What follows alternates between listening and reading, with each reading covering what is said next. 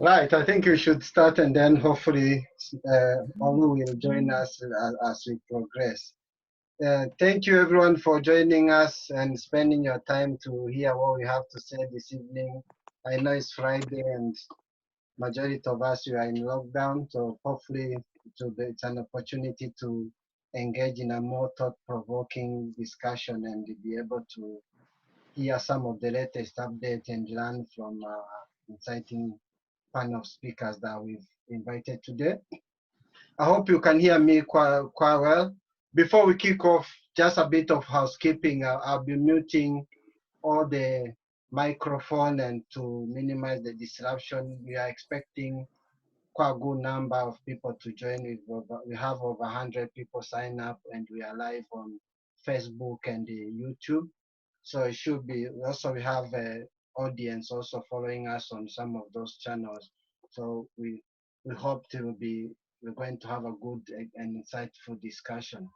And also we'll be taking the question at the end of the discussion after all the speakers spoken. So if you have any question, please feel free to post it, and my colleague Dennis Aguma will be going through the question being submitted and some of the question we've received so far in advance, so that we can be able to either go through with our speakers and help to answer some of the questions.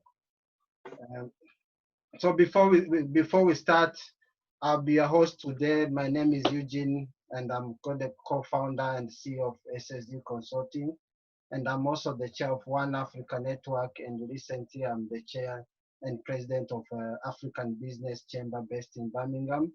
And I'll be supported today by my colleague who also will be taking us through some of the questions.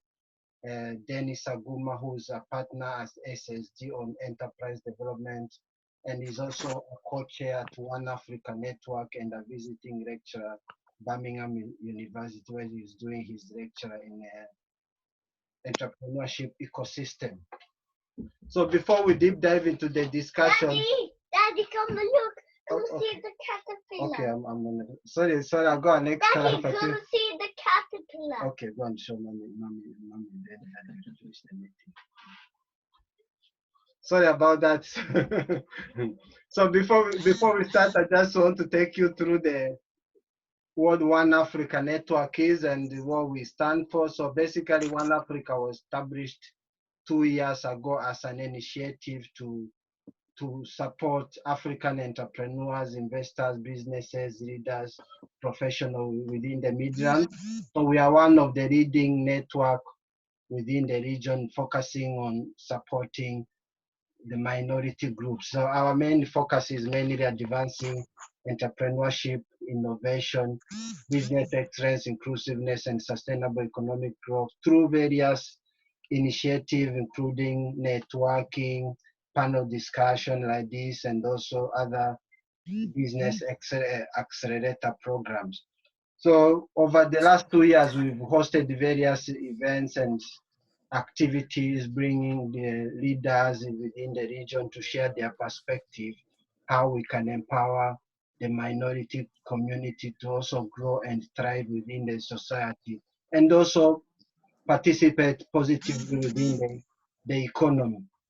So these are some of the things we're doing. We've hosted quite a lot of speakers, lots of professors from Birmingham University, from Birmingham City, and we continue to host quite a lot of experts and leaders to share their perspective on various topical issues. And these are some of the platforms that we host. So to the discussion today mainly will focus on, we all know the situation, COVID-19, and we hope today we'll break down some of the key issues and be able to prefer solutions to help people who are on the audience and some of our members listening today, how they can prepare for recovery as the economy, we are moving towards the new, what we call the new norm. So as most of you, I'm not going to go through some of the shifting trajectory and major disruption we've seen in the last few months. Of course, COVID is a tragedy that has affected so many human lives and our our thoughts and our hearts to everyone who's been affected. And I hope everyone on the panel and listening to us are well and safe. And of course, it's a looming threat and taking us into uncharted territory. And we've seen quite a lot of moving situation, daily announcements, various changes from all the angles. And also, of course, some of us were in lockdown, majority of because of the restriction that has been imposed by the government as a response. And some quite huge disruption in the market and the supply chain, where we've seen quite a lot of businesses are struggling to survive and threatened with the existence, and the cancellation of many projects which will cost a lot of in terms of business in the long term. Depending who you talk to, recession is guaranteed, recovery we don't know, and the impact on economic, we are already talking about UK GDP falling over 35% and job loss of around 15% within the UK. US is another case, and we're also looking at globally the wider impact on the African market and other economies. And also, of course, we can't forget about impact on people's well-being, especially during the isolation. There's huge concern of mental health issues and other things. And of course, with the isolation, we've seen a lot of things taking the center stage, like home working, digital and gig economy now at the center of the future we look, which we call the new future. So I'm sure a majority of you know this journey that we are currently experiencing that is likely to reshape our future ahead, moving from how we've reacted to the situation to where we are now, building resilience and continuity as we plan for recovery and of course move on to the new norm, the new world, and work towards thriving. So today I've prepared a couple of topics that we hope we are going to go through. And the objective, of course, is to provide latest update, practical action and guidance for our audience and businesses and professionals listening to us to help them navigate the current situation, build resilience and agility as they prepare for recovery. So to help us understand and also answer some of these questions, I'm delighted to invite our speakers. So to introduce them, I'm sure I'm not going to go too deep in terms of they'll be able to shed light in some of the things they've been involved in. But from the light, we have Dr. Adesola, who's the senior lecturer at Oxford Brookes Business School, and she's very passionate about entrepreneurship. I know her for quite a long time, involved in various entrepreneurship activity. And she's also the founder of African Business Forum, of course, at Oxford Business School. And second, we have Dr. Ade, who is an assistant professor in logistics and supply chain at Qile University.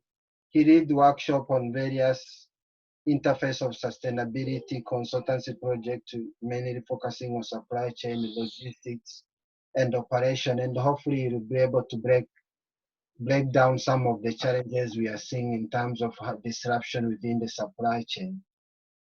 Third, we have Professor Qile, who is a very distinguished academia, has written quite a lot, I think published over 70 papers and books. So probably be able to give us some insight to some of the books he's written. And he's a professor in strategy and performance management at University of Derby. And fourth, we have Dr. Susan, who's the program director for DB, a doctorate in business administration at Birmingham City. She's she previously a legal professional specializing in corporate and commercial law. And of course, she's also an entrepreneur who's created and established quite a lot of ventures within the Midland, including setting up a law firm. And finally, not the finally, Dr. Oluwasoye. I hope he's managed to join us. Dr. Oluwasoye is also an award-winning senior lecturer in strategic management, and he's the director for Finch Tech Innovation, and also he focuses on management, entrepreneurship, and innovation within the university, and an expert in his risk and crisis management, has had quite a lot of leadership position within banking sector, both in the UK and Nigeria. And finally, we have Cynthia Davis, who's the CEO and founder of BAME Recruitment, which is an organization that works with BME and to help them navigate some of the challenges to improve their career. And there's also a multi-award-winning CEO and entrepreneur. So help me to welcome our speakers. Probably before we deep dive into the discussion, let me invite all the speakers to introduce themselves, shed a bit of light in terms of their career and how the current situation has disrupted their normal business or education as normal delivery of worker. So if I start with Dr. Adesola, please welcome and introduce yourself and tell us how the situation has been on your side. Thank you very much, Eugene. Thank you for the invitation to participate in this webcast discussion on a very topical issue that affects all of us. My name is Sola Adesola. I just like to be very, very simple. Sola Adesola. I'm from Oxford Brookes University. My area of research is entrepreneurship, university-industry collaboration, energy policy, and I focusing on women spin-out. I'm also very active in the area of race and gender equality. So I'm part of senior management on race equality charter and also on gender equality, both at institutional and also faculty level. I'm also very active in the BAME staff network. So that's just a little bit about myself. In terms of publication, I've published a book on energy policy, sustainability policy and management in Africa. And I'm currently going through another book, which is looking at entrepreneurial university. That will be coming out September. So that's just a little bit about myself. In terms of this topic today, I thought it would be useful for me to talk about the area where I am working on, which is entrepreneurship. Entrepreneurship, cum innovation. But when I talk about innovation, I'm looking at it in terms of the interaction between stakeholders like university, industry, and also government, which is governance. So my insight to this issue of the future economic implications and the path to recovery, I'm looking at it from entrepreneurship. The topic there was unlocking opportunities out of disruption and innovation. And so what I've started by saying is that we are living in an unprecedented times where our industries are being disrupted, but disruption also brings opportunities as much as risk for entrepreneurship, innovation, and reinvention. So the COVID-19, I would like to describe it as a black swan, but black swan in an unprecedented times. We are living in a global economy, and because of the pandemic, obviously the global trade, nobody expected that the global trade will be surrendered to nothing. The global traveling has been widely affected. So it has affected the movement of goods and services between nations. So this is something that surprised all of us. And so we have the interaction between SMEs, the businesses, whereby they should be doing their business normally, but they have been affected because obviously they can't move their goods and services. The supply chain is affected. And so that has affected it. And the government has to step in, more or less like a rescue package. What are we going to do to support the small, medium enterprises? So really, this is a global pandemic that has affected global business. And so the question then is, what is the implication of this global trade to SMEs? I can look at it in terms of the micro, also the meso organization, and then the individual businesses that have been affected here. So that's why I like to look at entrepreneurship from this UIG interaction. because they all play a role. The SMEs don't operate in silo. They need support from the government. They need support in terms of collaboration with universities sometimes, and of course, amongst the businesses as well. Recently, I don't know how many people have listened, because we are looking at entrepreneurship with innovation and how entrepreneurship and innovation can actually help small businesses in terms of thinking out of the box as a rescue to the next level post-COVID-19. Recently, if you look at it from an idea that somebody actually came up with, Captain Tom Moores, I'm sure everybody is aware of it. Tom Moore, an elderly person, 100 years old, and he just started with just a simple creative idea of walking 100 times at the, in his backyard. Some people might think that is not innovation, that is not creativity, but he was determined to do that to raise awareness of the situation that we are facing with, and also, to support the NHS. So he was walking in his backyard 100 times, and in doing that, was raising global awareness of the issue, to the extent that many people began to support him by actually putting money into the purse. And guess what? By doing that, he raised £27 million for NHS, just by walking in his back garden 100 times. Yes, it doesn't look like creativity, it doesn't look like innovation, but creativity, I describe it as a social reality. If people accept a particular act as creative, it becomes so. It's as simple as that. And because that man, Captain, is now called Colonel Tom Moore, he actually lives in a village called Cranfield, because I finished in Cranfield, so I've been following his news. And guess what? Cranfield University actually celebrated its 100th birthday yesterday, and they televised, they actually captured it by having a military flying around Cranfield University yesterday, just to celebrate its 100 years. That is creativity, that is innovation at the individual level. So I look at that as micro. So we're talking about how SMEs can look at the current situation and think out of the box.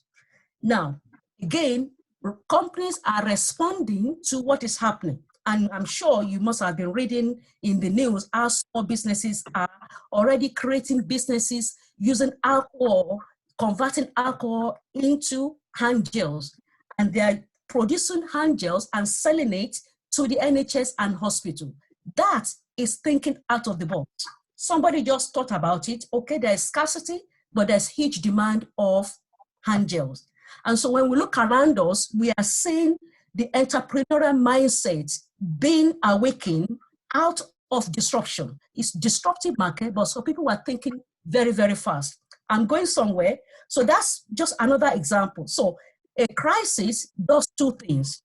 It tests its resilience. I know somebody else is going to talk about resilience. It tests its resilience and also gives you an opportunity to reinvent.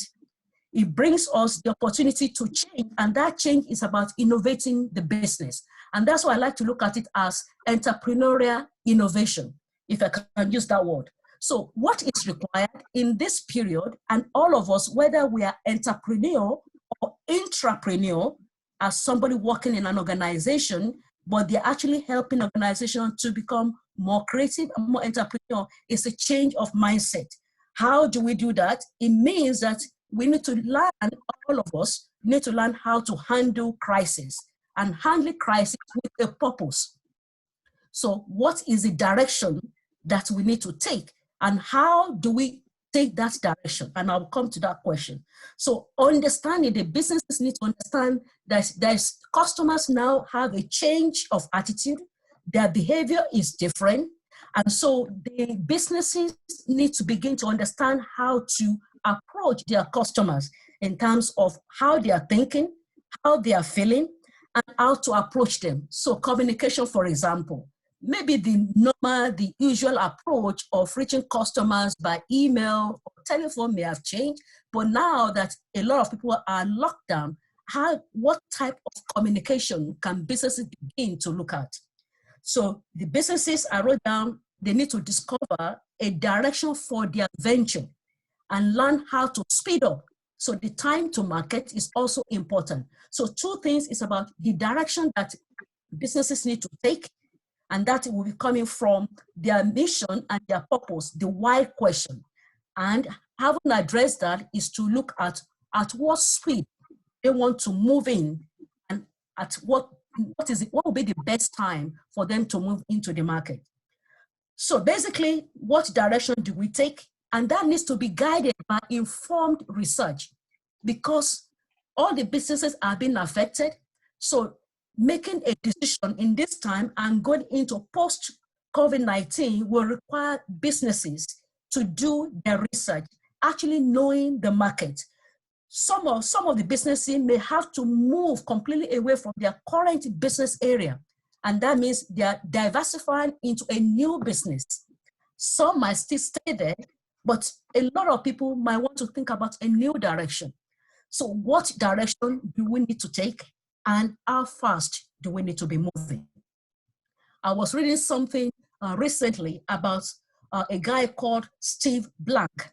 Steve Blank was writing something about lean startup. And I'm sure Dr. Ade will be able to say a little bit about this, the lean thinking approach to addressing even coronavirus. If you are interested, that article was published on the 7th of April, and it's titled Customer Rediscovery in a Time of the COVID-19. Customer Rediscovery in a Time of COVID-19. If you go into steveblank.com, you'll see the full details. Now, why am I bringing that up? Because crisis brings opportunity to take your time to do research and to get your bearing. Okay, so you redeem the time while the businesses are going down so that you can rethink and reinvent and reposition yourself. So how do we disrupt? I have a colleague that his business is mainly about disruptive market. Ketan Makwana, I usually invite him down to Oxford Brookes University to come and give a guest lecture on entrepreneurship. And he's usually asked the question, why are you in business? Is it for money? Is it for producing value? Or is it about producing value for value? So three things. Is the business about producing money? Is the business about producing value? Or is it about producing value of value? So which one are the businesses are right now that they can, when they are going through their strategic planning and repositioning, they might need to move from not just money oriented, but what value are they creating in the marketplace? So how do we begin to advise businesses, mentor businesses to rethink of their business positioning, given that post the coronavirus, they have to rejig about how they are going to do business differently. So I think I have a few minutes left. So some of the practical steps that I have here is the changing of the mindset, which is an attitudinal side of it, is behavior. There's a lot of fear of failure right now, the fear of the unknown. So part of the reorientation is how to get out of the fear of failure or fear of the unknown, and to think out of the box. Again, earlier this afternoon, I was listening to a company in America that, just like we're having a webcast like that, he actually televised his company meeting globally, telling the world how he's going to turn his business around, that it's not business as usual. Everybody needs to wake up and produce. The marketing needs to change. The communication needs to change. Just televising, and you can see all the colleagues who are online, we're online right now. It's about changing the mindset. Now, financial planning, I'm not an accountant and I'm not going to go into that, but I know the government has introduced some packages to help businesses. And I'll mention three of them. The government future fund program, because we are in the UK and we are looking at BAME community. And this is an issue that I have when I'm talking about inclusive entrepreneurship or inclusive innovation. Are the BAME community, the business community, are they actually tapping into the resources available? But there are three things that the government has recently introduced. One, for the smallest UK company, they are given access to 100% state-backed loans, up to £50,000 for micro businesses. The problem with this is that because we have about 5.6 million small to micro businesses in the UK alone, obviously we are moving into what is called tsunami of application. It's just been open, and you can imagine a lot of micro businesses will be applying for this loan. The question that somebody raised about 2 days ago is, why should I take a loan if I'm not sure where my business, the direction of my business? It's another burden on a micro business. So it requires a thorough examination and research about the direction of the company before they take another loan to move the business forward. But that facility is available. The second financial package that the government has just set up is funding for high growth firms, about 500 million investment, funds that have been impacted by coronavirus. And this includes 250 million match funding. So for high growth firms, that means that if you apply for that, if you qualify for that, you have to demonstrate match funding, maybe through collaboration or joint venture or any other strategic alliance. But one of the criteria is it has to be match funded. And then we have the third category of government funding, which is about, they've set in place about 750 million for loans and grants for research and development focused SMEs. This is where a lot of maybe spin out companies might come in. And I'm very interested in actually talking to BAME businesses that want to go into spin out, meaning that they want to work closely with universities and research institutes to bring out new ideas. I believe this is a fantastic opportunity for our BAME business professionals and business community to begin to think about research and development, how they can contribute to innovation in our environment. Now they are talking that a lot of people that have been affected by coronavirus are from the BAME community. Now, what is the research that businesses are doing with universities to help us to understand the reason, the symptom, and how we can solve that problem? So this is a business opportunity, very, a good opportunity for businesses to be thinking about innovation. So the support that I am suggesting is actually about the business community. So like Eugene, that has this platform, how many other platforms are there that are supporting businesses in this time in the form of mentoring, in the form of, it could be just linking with alumni in the past that they can mentor them and coach them. The coaching and mentoring is very, very important. And women especially, because they are funding for research and development, we have a lot of women going into STEM and technology, and they are coming up. There is funding for tech industry to encourage women to go into entrepreneurship. So this is really area where I feel there is an opportunity to unlock entrepreneurship and innovation. If BAME community is very smart in doing research, credible research, and they are open to open innovation, collaboration, and not that there won't be challenges, but I believe that we can be flexible in opening our doors to work with other stakeholders. Thank you very much.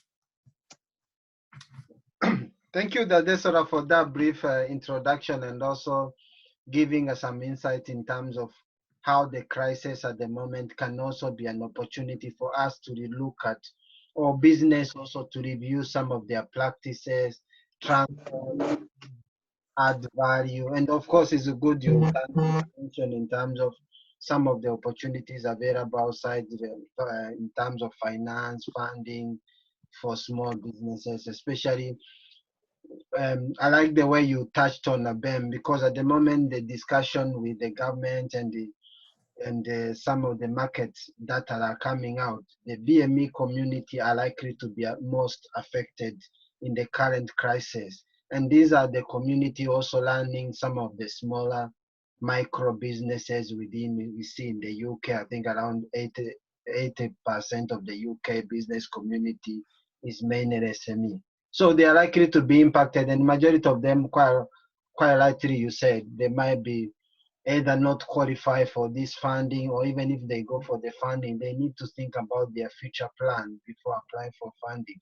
But let me also invite Professor Qile to also give us some intro in terms of intercompany relationship, how the situation at the moment is affecting B2B relationship. Are we likely to see future collaboration, or are we likely to see a different mode of collaboration? Welcome, Professor Qile, and can you take us through your insight? Okay, thank you, Eugene, and I'm very glad to be here. And just to before I start, to give you a short introduction about myself, and I'm just trying to share my screen here.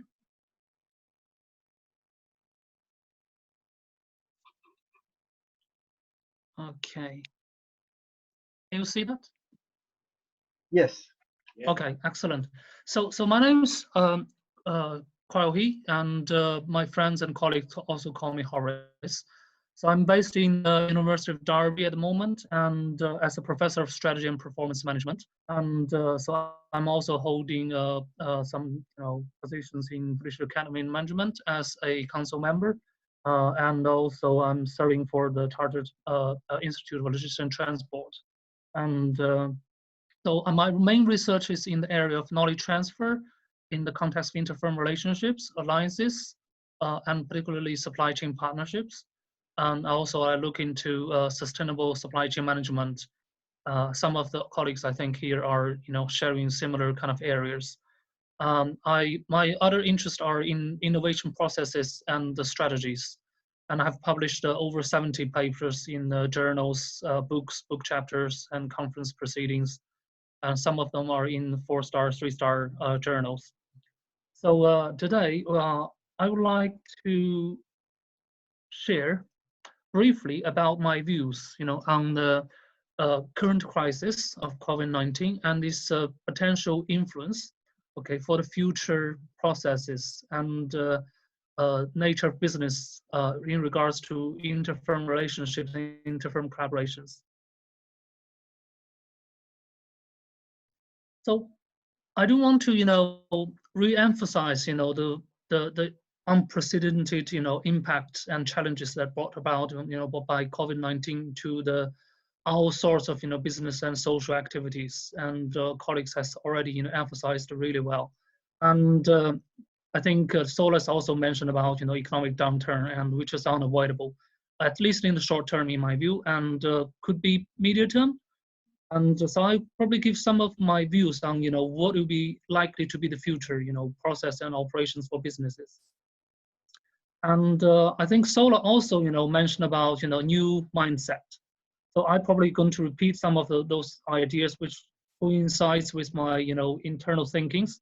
And so I'm going to talk more about, the adaptation to new ways of business in terms of interfirm relationships. And so in this talk, I will focus on interfirm collaborations at the national and international levels, and the impact and changing models and the potential contributions of interfirm collaborations to the economy recovery after COVID-19. So basically, I'm going to talk really briefly about interfirm relationships, okay, during the pandemic, and also the major impacts on the models of interfirm collaborations, and then how the future interfirm collaborations will be like, and any opportunities the businesses can obtain. So first of all, and I would like to talk about what is the interfirm relationships like during the course of the pandemic, and so there are negatives but also positives. So to start from the negative impact, and a lot of these are coming across, in the news and every day, and there's a lot of, destructive, activities, operations in process. And first of all, it's the cracked global supply chain during the pandemic, and it's a lot of, impact and disruptions to the supply chain process. There's a sudden shortage of delivery capacities, and everybody has experience, at the individual levels. Also at the business level, has been a great pressure and great challenge, to all the business supply chains. And there's a high stock out rate, as we know, and especially because the food and non-essential products are experiencing really big, pressures, because of the huge demand and due to the stockpilings, and also the huge demand from, businesses, to continue on some of the activities. However, because a lot of the activities are stopped because of the lockdown, and especially those non-essential products. And so the business process has been interrupted, at an unprecedented level. And there's a huge low service rate, okay, because, the disruptions caused by international level lockdown, because it's not that just one country, it's a huge amount of, interruptions around, around the world. And there's a chain of effect. And so it's just not one business is being affected, it's many businesses, and it's a chain of the whole value chain basically around the world is being disrupted. And there's a huge business risk because there's a crisis in cash flows, and many companies are having, huge troubles in their financial situation, and cash flow is a major risk, for many businesses. But there are also positives, in my view. And I think Sola has mentioned something about, new mindsets. And for example, the e-business is actually on the new boom.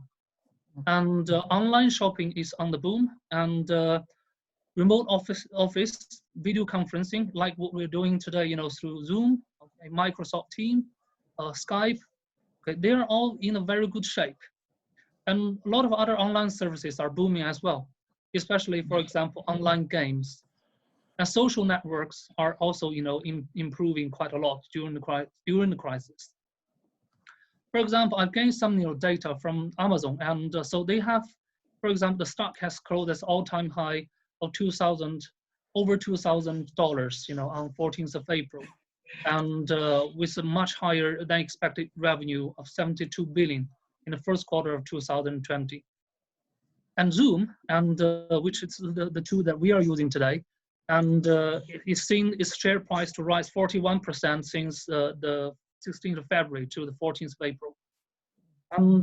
And some businesses, okay, positively, they are responding and adapting to the new way of business more quickly than we expected. And remote working are being adopted, quite widely. And many businesses are, changing their manner of operations very fast. And so digitalized processes are being adopted in a much faster manner than before. So my question is that, will this be a new way forward? And will this be forever and lasting after the coronavirus COVID-19? And so what are the major impacts and because of COVID-19? Okay, so how does this pandemic is changing the business operations and the process of interfirm relationships? So first of all, we'd like to look into some of the recent trend about deglobalization. And so we've been talking about globalization for about 2 or 3 centuries, 2 or 3 decades, sorry.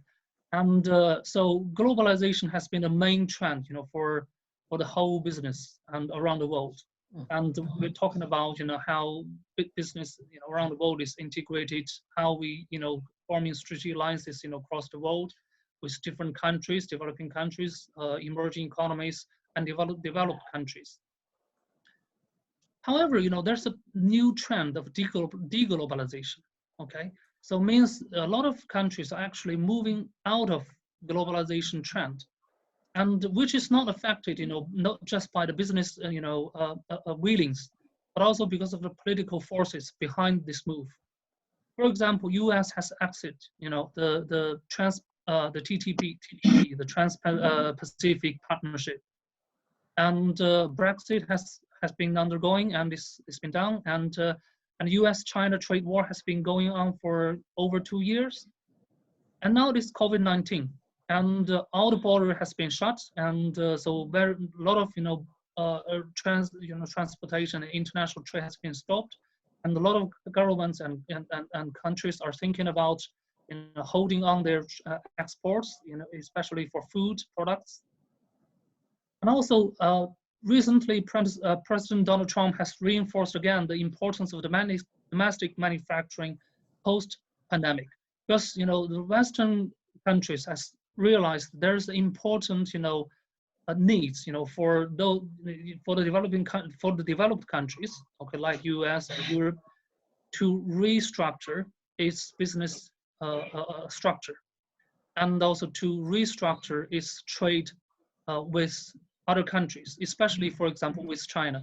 Because, for example, you know, the countries are realizing China has produced too much, and the center for manufacturing is actually occupying most of, you know, the important part of the global supply chain in terms of manufactured products.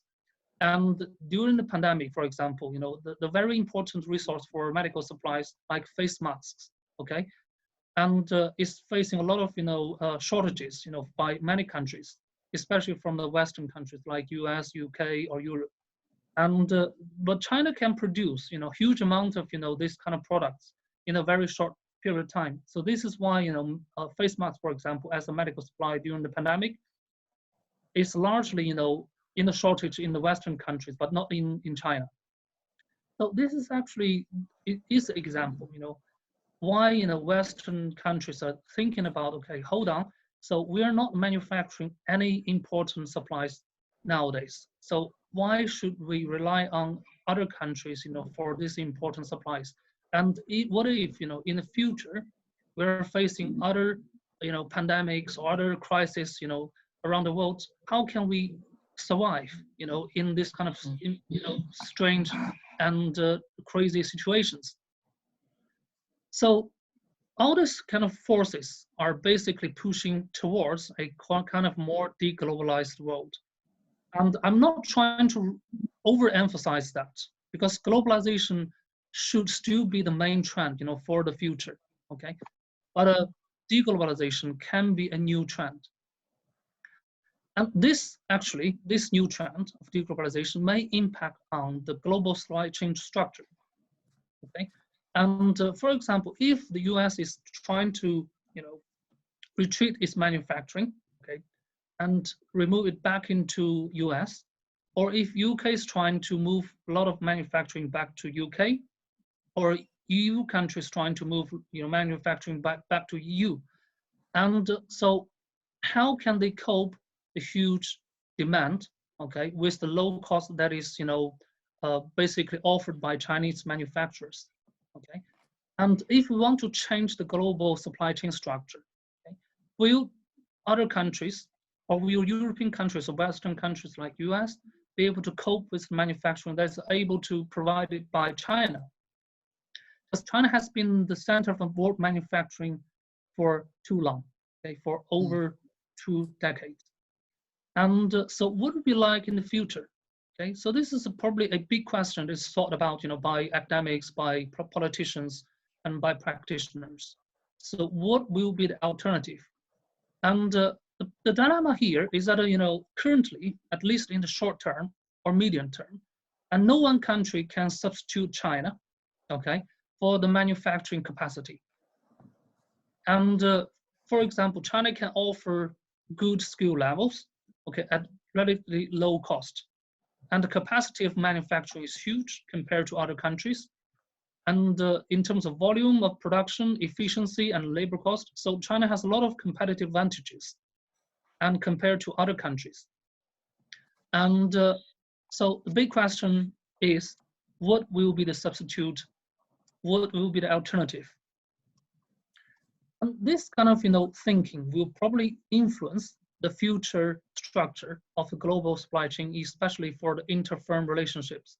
Because if the countries are thinking about alternatives, they have to think about their inter-firm strategies, okay, relationship strategies. What kind of partners they have to choose? If not from China, from where? From Vietnam or from Turkey? Okay, so what would be the alternative best choices, you know, for a lower cost, but also economy and volume capable producer in the future? Another impact I would like to emphasize is the just-in-time. I think the previous speaker, Sola, has mentioned about just-in-time. And so my alternative revision here is that the just-in-time has been challenged, you know, greatly, especially during the pandemic. And there's short-term, you know, shortages of products and supplies for many countries, for many industries and sectors. And so the Japanese term just-in-time, has been kind of, promoted as one of the golden principles for the last 2-3 decades. And but currently, it's been challenged greatly. So whether the just-in-time can still be the golden rule, because most of companies in the peaceful time, in the normal operations, okay, they use just-in-time as a way of reducing cost and reducing the inventories.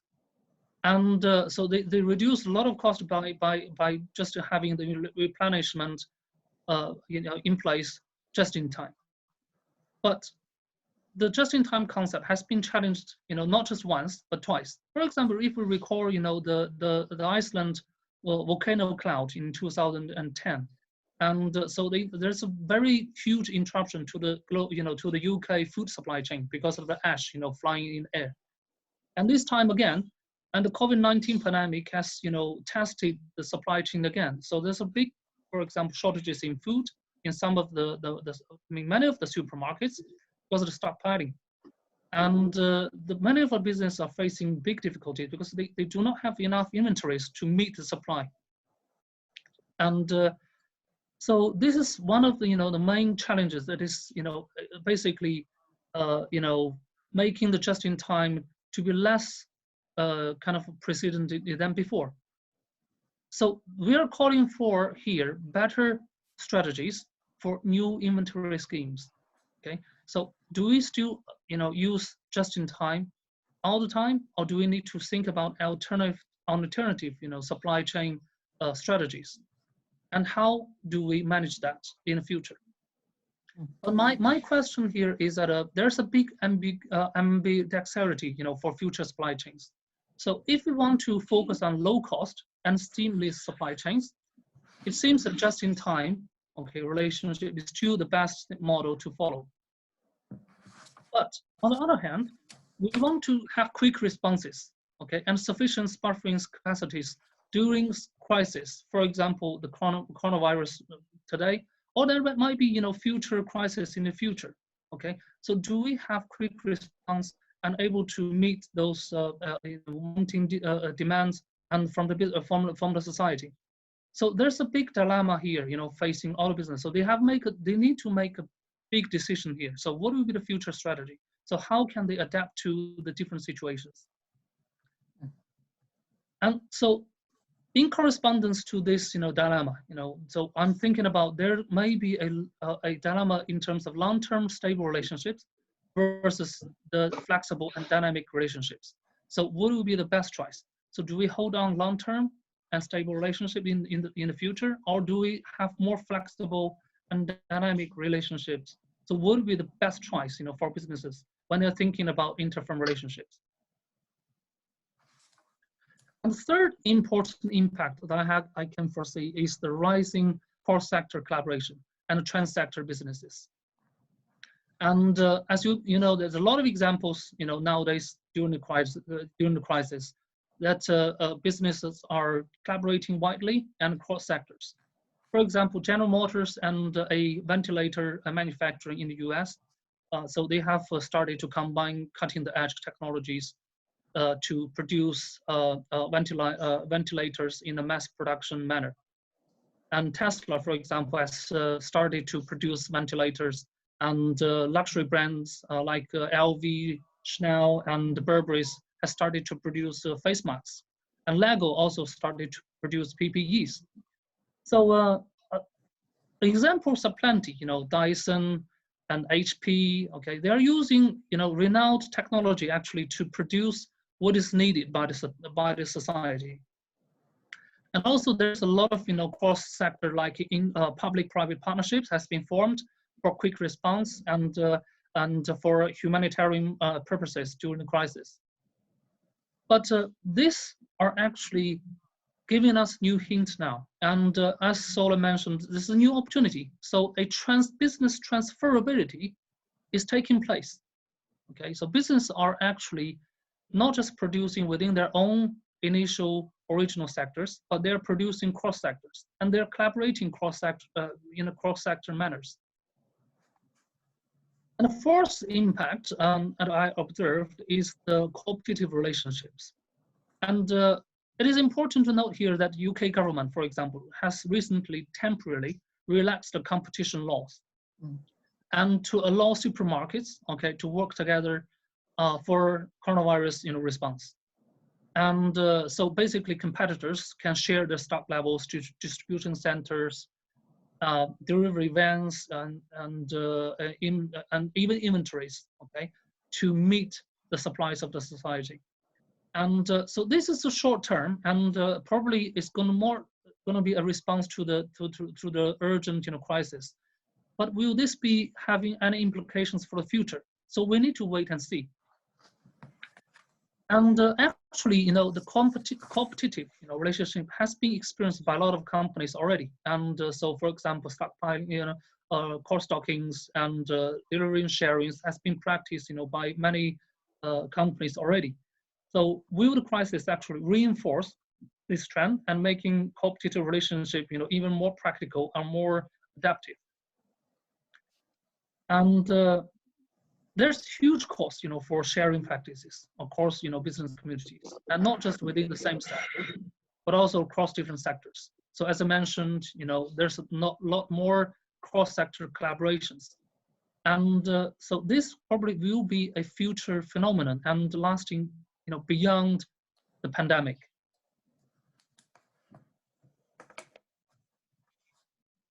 And the fifth impact I can, basically observe and is that, the short-term crisis may lead to longer-term changes in norms. For example, I can give you the example of SARS, which is another, a kind of, crisis, medical crisis. It took place in 2003 in China, mainly in China, but some other countries has been affected at some scale, but not as much as the pandemic this time. And so SARS actually has influenced, how the way consumers are purchasing the products and the consumptions, and also how the business is operating. For example, Chinese online shopping has boomed, okay, after the SARS, okay, in 2003, and so it has actually promoted the rise of new business giants, for example, Alibaba, Taobao, Jingdong, etc. And so those big, e-business companies have given new life, after the crisis. So can we basically, think that whether the pandemic today will also give opportunities, to business in the future, like what has happened, for SARS during 2003. And we will see, the new norms in consumption and business operations, okay, that can be very different, from before the pandemic to after the pandemic. So we need to see. Below are some of my visions, in terms of how in the future inter-firm relationship will be like. Okay, so these are based on some of my recent research regarding strategic alliances and inter-firm relationships, but also based on my understanding and also the data collected so far regarding the pandemic. So first of all, countries probably will look for better balances, okay, between localization and globalization. Okay? As I mentioned, deglobalization may be reinforced more and more in the future. Okay, so this will have major impact on the inter-firm collaboration strategies for businesses. Okay, and so what I'm thinking is that probably future, business, if you're thinking about, their inter-firm relationships, not only for business reasons, but also for other social and political, reasons. So political factors will feature in. So for example, the 5G, initiative, by UK. Okay? And there's a lot of, discussion about whether Chinese, company Huawei should be stepping into the 5G networks of UK and at what level. And so political force actually is playing even more important role than the business factor in this case. And similarly, other companies, when they are trying to form strategic alliances, supply chain partnerships with international partners, for example, they will have to think about not just business benefits, but also political implications. So the political force will feature in much more in the future. And secondly, there's a greater need, for more flexible business models. So not just, stable long-term relationships, but also, ad hoc and flexible collaboration models will be needed in the future. Okay, and so basically, we're questioning whether the businesses, okay, they can shift to right partners when it is feasible and viable to do so. For example, whether Dyson can form strategic partnership with other medical suppliers, okay, to make ventilators in the future.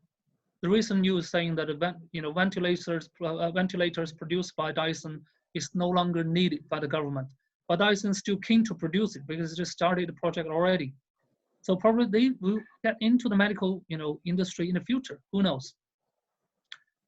So basically, companies need to think about how to make sure that they can form quick partnerships and even ad hoc partnership, more quickly in the future. And this also calls for dynamic capabilities to respond very quickly for new opportunities and challenges, and to form new relationships. And thirdly, traditional collaboration models, okay, will continue after the pandemic, but the remote operations will be increasingly adopted. Okay, so paperless contract and automated processes will all be emphasized. Okay, like what we are doing today, for example, the platform is purely based online, and a lot of our daily works are now based on remote matters. And so will this be a new? I'm sure this will be a new norm, and a lot of people and a lot of businesses will adapt to this. At the inter-firm level and the inter-firm relationship level, and the companies probably will be thinking about more of like a ad hoc and virtual relationship building rather than face-to-face. And so this can be an important opportunity for the future. So I'm trying to emphasize the call for a dynamic capabilities and business transferability, okay, not only for business reasons, but also for social and humanitarian ones. But after the crisis, okay, when the business is getting to normal and when the economy started to revive, and this business transferability probably will be an important strategic vision for many companies. For example, companies will no longer just be focusing on cost reductions, but also be focusing on about how can we transfer ourselves to new sectors and step into new sectors more quickly and more responsively in the future. And so business transferability, like I mentioned, Lego can produce PPEs or LV to produce face masks.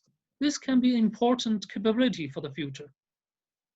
And I'm asking myself, isn't this a main characteristic of Industry 4.0? Actually, if we look at the literature related to Industry 4.0, and the business transferability actually is an important part of it. And when business started to build their capability, to enter into new markets more quickly than ever before. And the transferability, okay, in the future will be even more important, okay, because the turbulence of the world supply chain and because there will be more deglobalization, as I mentioned, okay. So can business, turn themselves, to new business sectors more quickly and meet new firms, new partners, and form new relationships, more quickly than ever before, will become an important topic for the future. And one of the last, point I want to point out is new models. Okay, that is driven by the digital transformation. And so the flexibility, the quick formation, or the business transferability can be enabled by the ongoing digital transformation. Okay, so technologies like AI, cloud computing, 3D printing, big data analytics, the big data sharing, and blockchain technologies, okay, probably will enable this change and enable the future inter-firm relationships on the remote-based or paperless-based or more ad hoc and virtual-based relationship basis. For example, blockchain, okay, is believed to enable many-to-many business transactions, okay, such as short-term and even ad hoc, inter-firm partnerships. And So companies, the computer companies like HP, for example, already using 3D printing to produce medical parts. So all these, new technologies, okay, which is coming with the digital transformation, will enable such change in the future. So my conclusion, okay, is that the pandemic is still going on, and we need to watch the ongoing development of this situation, because new issues are coming up, new data are emerging every day, and the impact on the ways business working together will be fundamental and permanent. And so in the future, effective inter-firm collaboration will be the foundation for business recovery. But there will be new models, okay? So new collaboration models will take place, and to replace the previous model, because the new social political factors will be featured in more. And but overall, the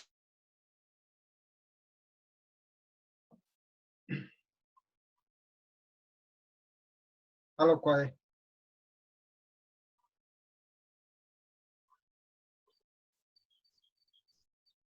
Hello?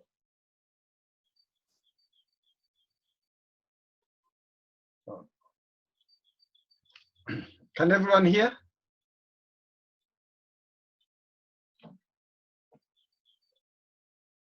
Eugene, I think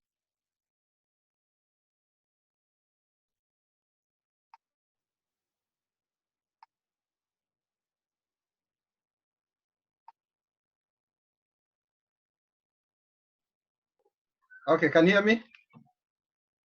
yeah, we can hear you. Ah, Can okay. hear you. Sorry. I think there was some disruption in technology and we kind of lost Qile. Hi, Qile, can you hear us? yes, okay. Oh, okay, sorry. There was it kind of restarted. Thank you so much for that insightful presentation. Of course, you raised quite a lot of thought-provoking discussion and a lot of key points that we need to think about moving forward. Quite a lot of things to look into, quite a lot of things to digest.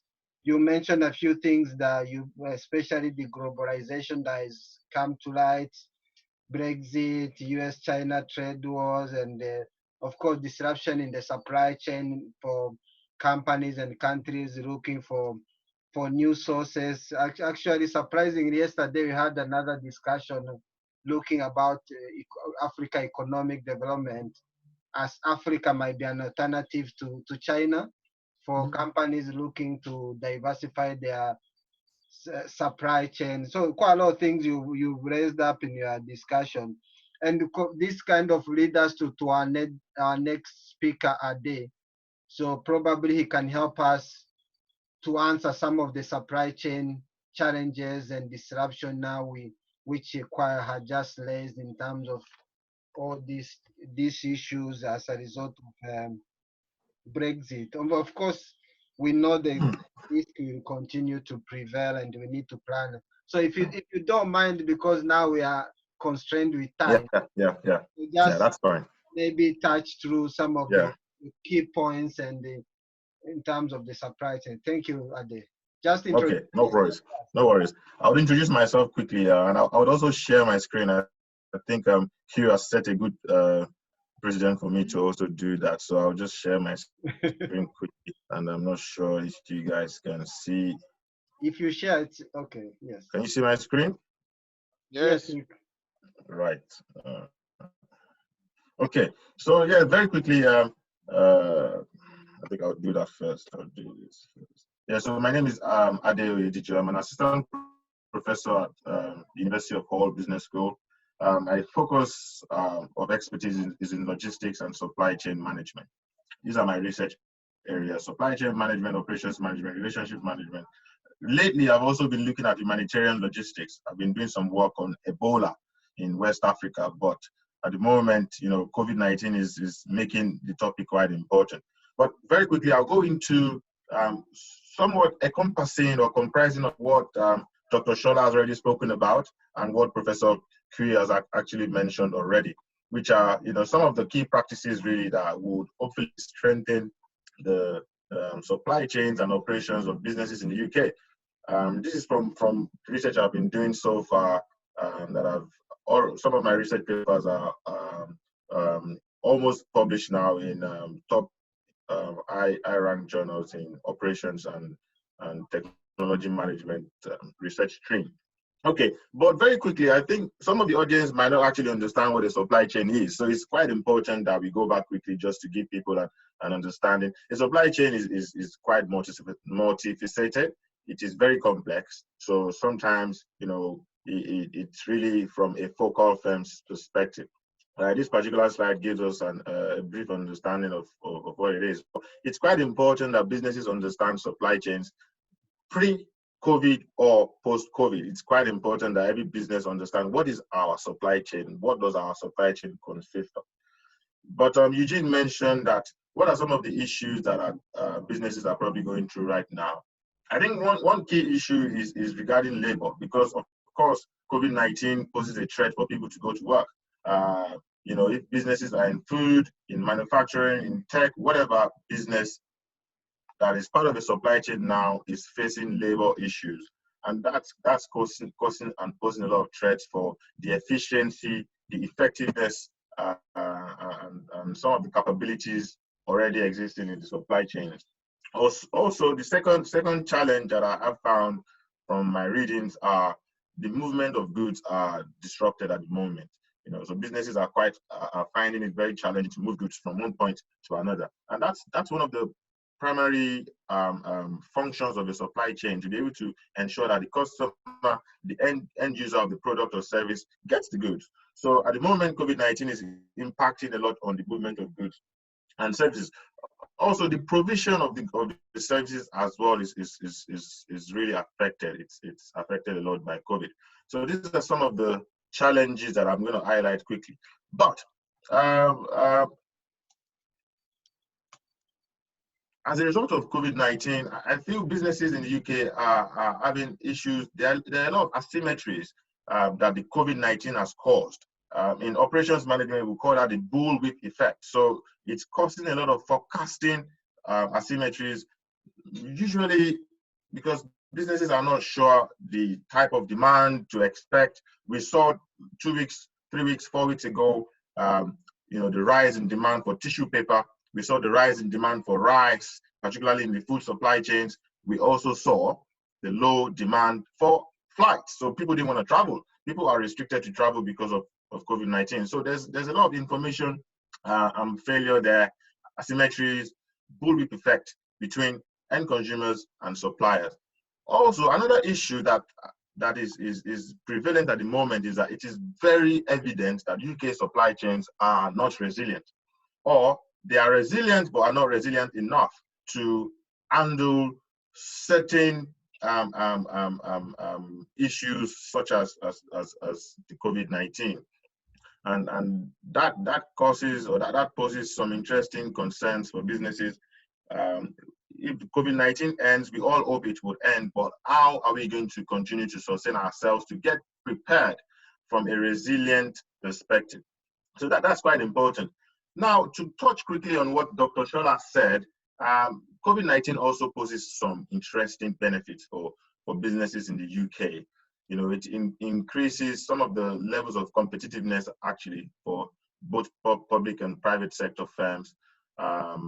You know, businesses could actually focus now on how can we concentrate on our operations in the UK in terms of skills, getting skills set, getting our market share, etc. You know, also to be able to establish now, buttressing on Professor Qile's point on some of the collaborative relationships that could be established within the UK, and hopefully putting those relationships for a long-term contract period. That would help, in my opinion, because some of the supply chains in the UK, we saw the likes of the big companies in automobile that had to shut down their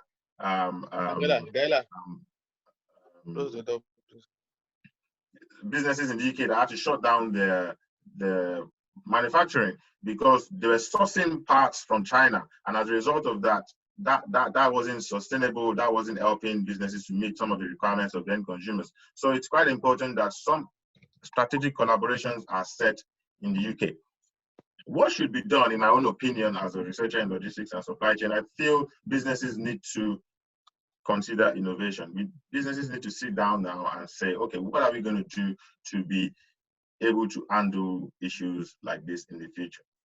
So there's a need to innovate as businesses from different angles, particularly from the process side of things. How are we going to innovate to be able to, manage our demand, manage excessive demand, control the bullwhip effect from a process or systems perspective?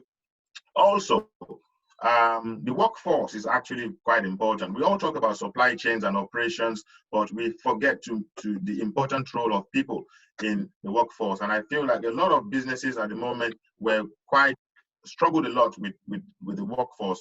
Businesses didn't really or haven't been spending or paying critical attention to training, equipping staff to handle such challenges that pandemics or epidemics could bring for manufacturing or for services. And it's quite important that this is looked into from a supply chain perspective, the skill set that are important for the workforce. Also, there's an emphasis for finance. Access to supply chain finance is quite important. I feel like the government plays, the public sector plays a big role in this regard to be able to, like Dr. Sola said and Professor Qile have already mentioned, some of the governmental initiatives that could be put into place. One thing that has been happening prior to COVID-19, and which is related to my research area, is some of the unfairness act or unfair trading practices that some of the businesses in the UK, the big owners of capital, have over the smaller businesses. And I feel the UK government needs to step in now to ensure that there's a lot of access for supply chain finance. Also, looking into SMEs now, SME capability in the supply chain is also quite important, in my opinion. I feel like there should be some boost towards the competitiveness and the capability of SMEs in today's new business environment, new COVID business environment. So small businesses need a lot of support, both from private sector. Dr. Sola mentioned BAME, what is going to happen, what are some of the private sector and public sector firms doing regarding helping SMEs in this regard. Now, supply chain collaboration is something that it's a practice, it's an approach that businesses really, really need to consider now to be able to survive post-COVID-19. What is collaboration? Collaboration is two businesses, particularly in the supply chain, really joining hands together to ensure that they meet the requirements of the end consumer together, mutually. So it would involve a lot of information sharing, a lot of joint relationship efforts, a lot of flexibility between the two parties, a lot of dedicated investments would need to be made between supply chain partners now to be able to ensure that they see through this particular period. Particularly because some of the UK businesses, particularly in manufacturing, have multiple tiers of suppliers. And lastly, the last point that I was going to mention is towards supply chain resilience. I didn't want to touch too much on this because I know somebody else would talk on resilience for this session. But supply chains need to be very flexible for post-COVID-19. So there's an emphasis a lot on the flexibility of the supply chains, particularly from supply chain partners' perspective, from the velocity as well of the supply chain, the visibility that they can see some of the risks that are coming their way as the supply chain. Now, my last point is on the dynamic capabilities and some of the operational capabilities that businesses need to recognize. What are our dynamic capabilities as businesses? What are our operational capabilities as businesses, and how could we probably capitalize on these trends, these capabilities, to see us through post-COVID-19? But to round off, this is my last slide. To round off, I feel like as a researcher in operations or in supply chain, businesses in the UK need now to really look into local sourcing products, sourcing resources, sourcing materials from the UK or local region. It's quite important because a lot of businesses source from China, particularly regularly from Japan, and it does cause a lot of issues, particularly being able to handle, the demand for COVID or during COVID, because businesses are not able to ship goods into the UK as they would normally when COVID wasn't in play. So there is a lot of emphasis now to look into what suppliers can we get locally that could probably offer something similar to what we are getting overseas from Malaysia or Thailand. Of course, businesses go to India, Malaysia, Thailand because of cheaper labor, etc. But it's now important that local sourcing is put into the strategic planning and some of the operational capability thinking of businesses in the UK. So these are my points. Thank you very much. And I hope I was quite brief in passing my points across. Thank you. Thank you, Ade. That was quite brief and straight to the point. Of course, you've added more question in terms of how can we manage the supply chain. So of course, we will continue, business will continue to recognize some of the challenges in managing cross-border businesses. You highlighted a few issues, especially if you are outsourcing abroad from China, the time delay to deliver to market, and of course there's a lot of weather disruption and the political uncertainty in some areas around the Middle East that need to be taken into consideration. Yeah. Local sourcing in the UK, of course, is a good idea, might be a challenge because UK probably they've kind of lost some of the capabilities. And of recently, a good example, recently you've seen UK importing workers from East Europe, which was a bit shocking, especially when you have millions of people unemployed in the UK. Yeah. So we need also to question some of this practice. How do you import workers when you have millions of your people locked down in the house can do the same job? So those are we need to look at it. So to answer the question in terms of resilience, I don't know if Dr. Susan, are you still on the line? I am. Yes, so this comes to you now. I'm sure you've had so many challenges ahead of us, and to be able to navigate some of this, we need to build our resilience capabilities to be able to navigate. So if you don't mind, please introduce yourself and also share some of your some of the best practice and you think the people in business can take away to build the resilience that will take them through some of these challenges already, which has been highlighted by the last three speakers. And then we'll go to Dr. Oluwasoye also to take us resilience and continuity. Okay, thank you very much, Eugene. Good evening, everyone. I am Susan Sisay. I am a senior lecturer at Birmingham City University. And among other things, as Eugene mentioned, I lead our DBA program. I am a researcher within the area of enterprise and entrepreneurship, specifically around small business growth. And I think due to time, I'll just jump into some of the points I have, because I know we have about 2 or so more speakers to come. Some of the speakers have already touched on what I plan to say. Some of them I will just kind of mention my own additional thoughts if they are relevant, if they need to be mentioned.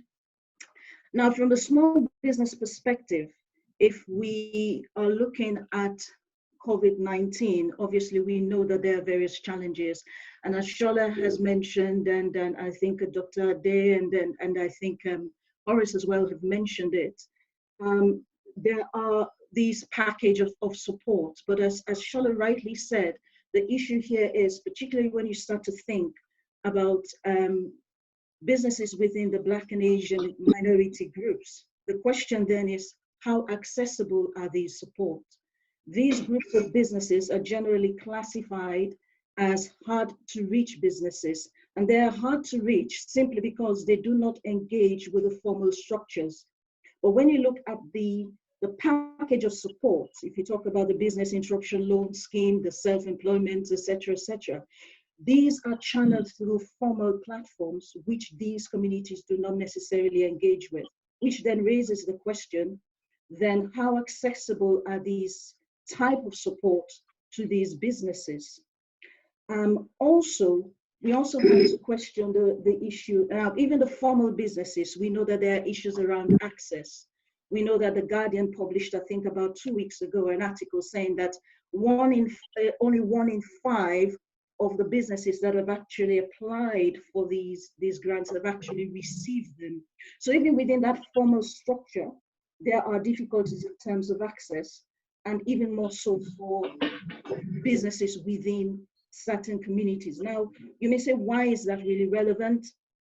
Well, we do know that the research suggests that not just in the UK, but across Europe and even in the US, the Black and Asian community have been disproportionately, when you take into consideration the size of these groups within the population, they have been disproportionately affected by COVID-19, not just in terms of deaths. There was a BBC article that I read recently that said about 70% of the doctors that have actually died from NHS doctors are actually from the Black and Asian ethnic group. So you can see there's a clear pattern. This is not just within the UK, it's also in Norway, where they published some research recently. So you already have a community that has been affected in terms of deaths. You have a community that has been affected in terms of livelihood, loss of livelihood, etc., etc. So if this stimulus stimulus package is not filtering through to these businesses, then the question, you then begin to see the potential for a serious social crisis within these communities. These communities ultimately being left behind, creating a set of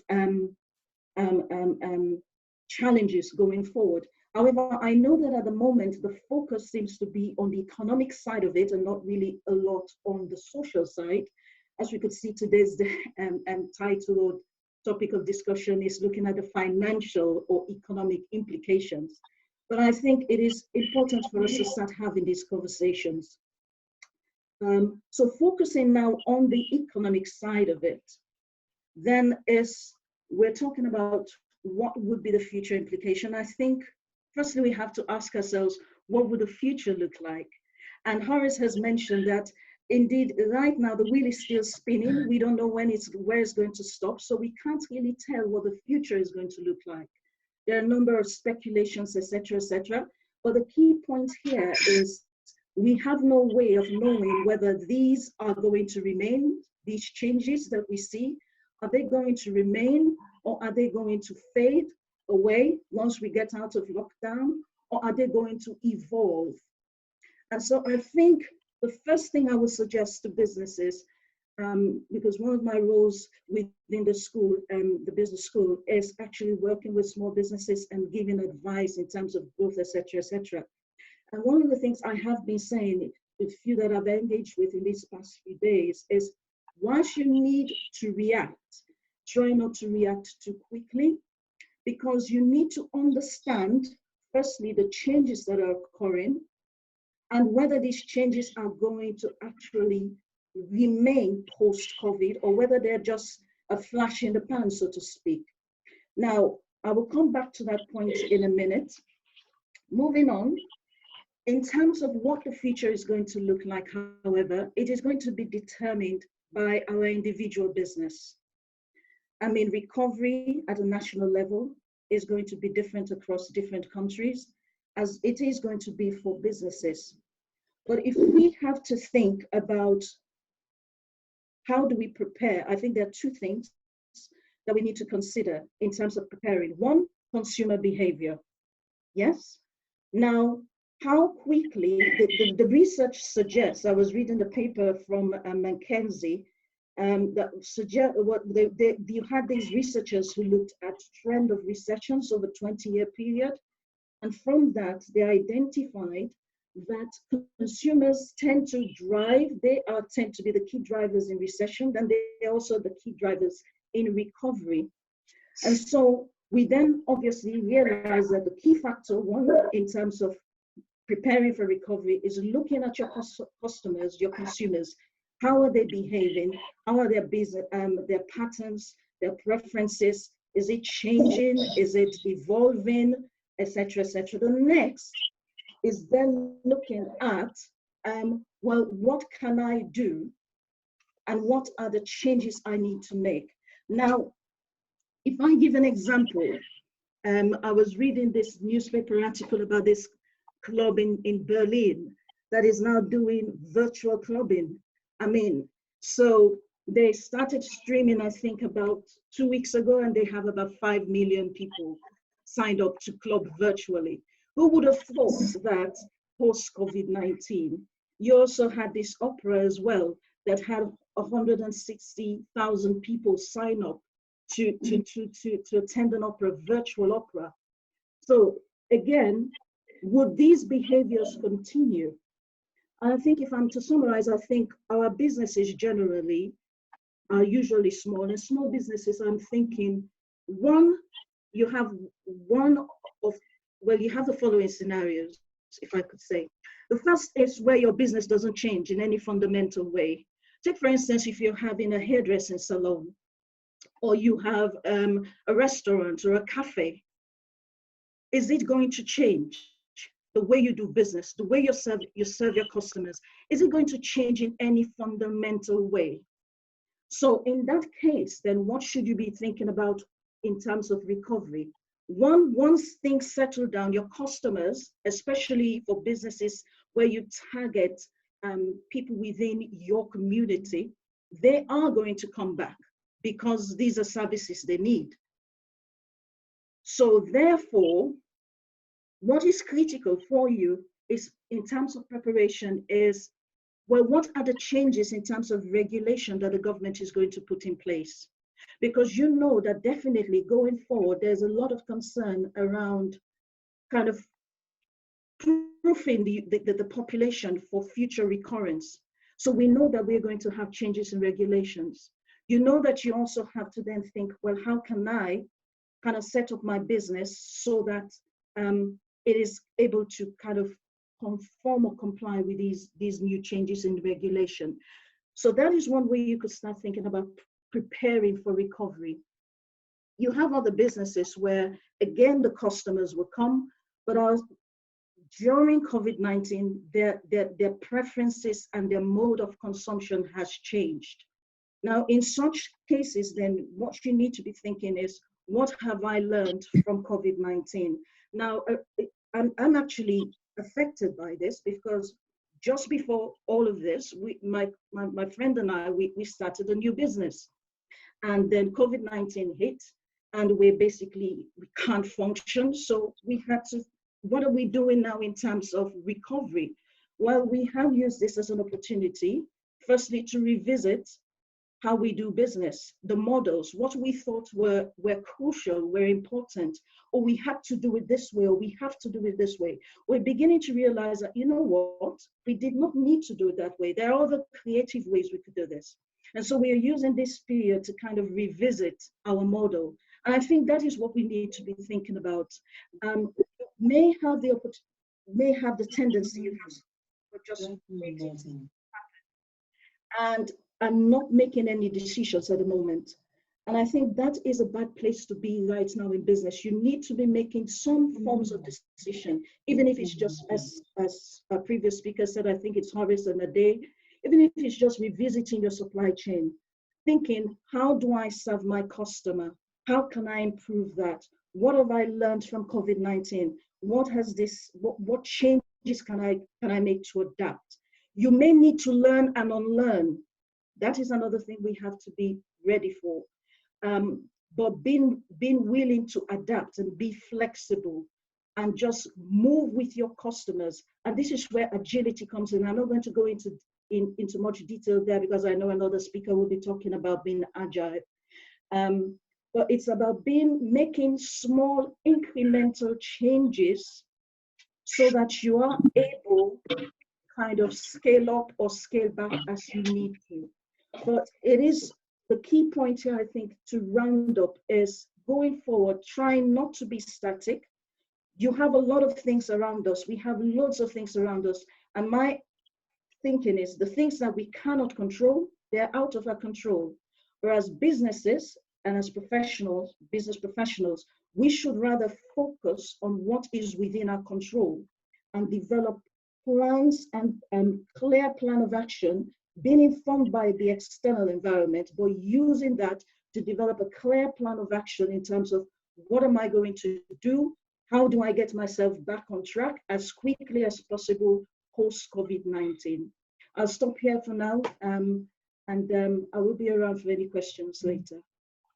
Thank you, Dr. Susan. Of course, you've added more questions with that. We need to think, looking at the current government support. Of course, there have been quite a lot of questions in terms of accessibility from the BME community. But at the same time, as you are aware, early this year, we set up an African Business Chamber of Commerce in Birmingham to challenge some of the mindset also within the African businesses, how they operate.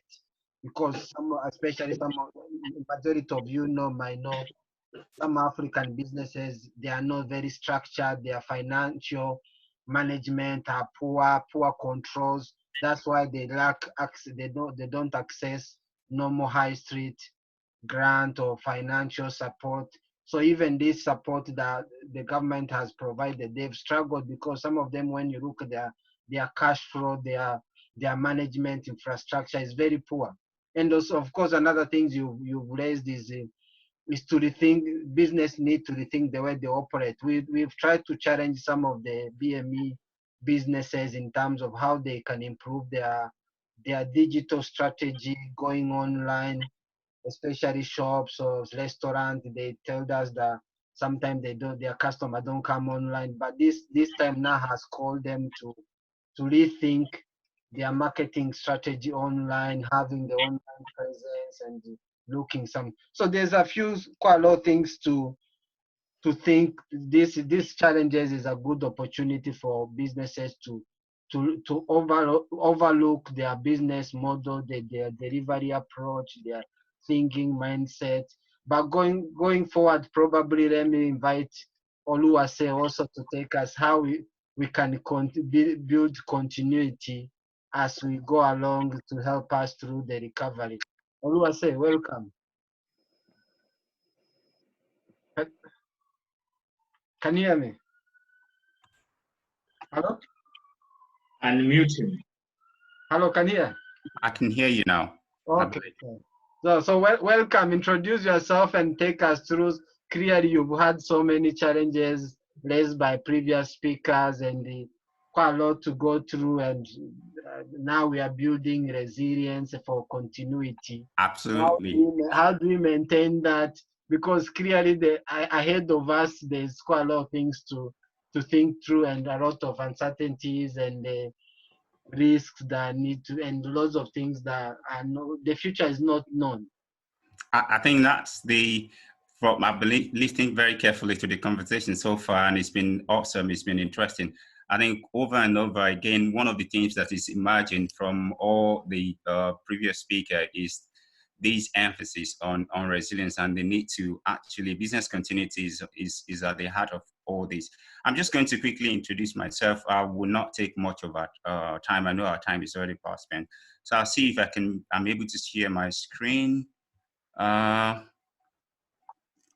Hopefully I'll be able to do that quickly. Just give me a second. I just want to use my PowerPoint and share it. At the bottom, you just share and share screen. It's a green button. Is it at the bottom or at the top somewhere?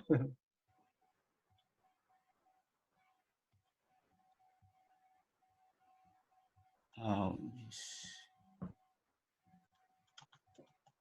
Can you see it? not yet. Oh, it should be there at the bottom, like a green button that says share, or at the top somewhere, depending where It's like an arrow. On the bottom side, it's green. Yes, it's green. It's green and it's like an arrow. Yeah, I think I can see it, but for some reason, my system is a little bit slow. What a shame.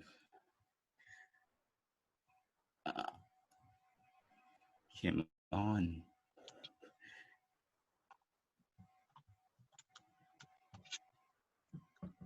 No?